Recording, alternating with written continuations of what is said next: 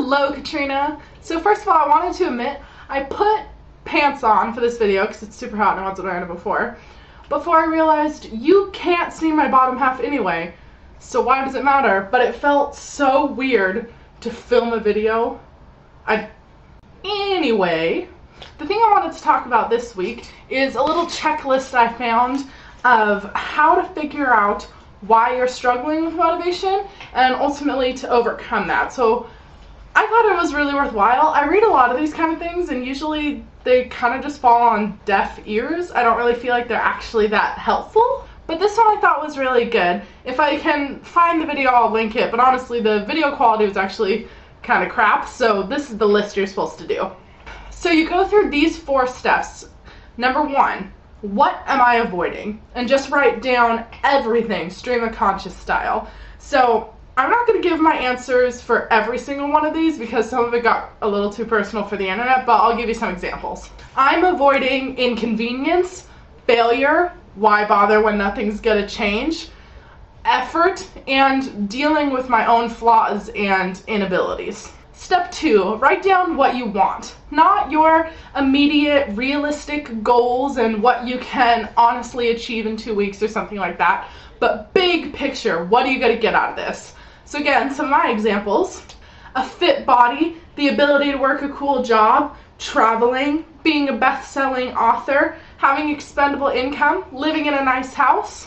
And step 3, what is the next step? Unlike step 2, this one isn't the grand image. This is just literally what is the next step. So if you want more money, the next step is to wake up and go to work tomorrow.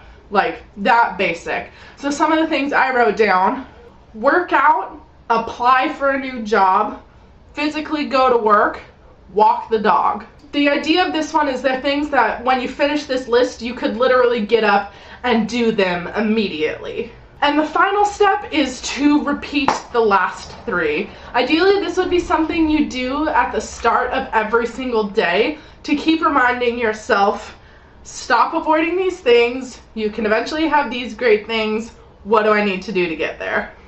I think honestly though, you could probably just repeat step 3 because at least for me, step 1 and 2's answers aren't really changing. But yeah, I just thought that was a really great way, especially having to answer these things, because when I was writing down the answers, some of them were things I hadn't really admitted to myself yet. But when I was in a position where I had to write down an honest answer, I'm like, oh, it turns out that's what I'm avoiding. I also wanted to read some sort of generic motivational poster things I found. I'm sorry, I don't know what the original sources for this stuff is, but there were 3 little phrases that I thought were really great and went along nicely with the rest of the stuff I'm talking about this week. Some people dream of success, but you're going to wake up and work hard for it. If you're tired of starting over, then stop giving up. And lastly, there may not be very much light, but it's still better than the darkness. That one applied to me a lot because I tend to get really bogged down by what's going wrong and have trouble thinking about what's going right. I think that's all I have to say this week. So Katrina, I hope things are going a little bit better for you and that this week brings you some good news. Official congratulations on losing those 5 pounds. And Katrina, I'll see you on Thursday.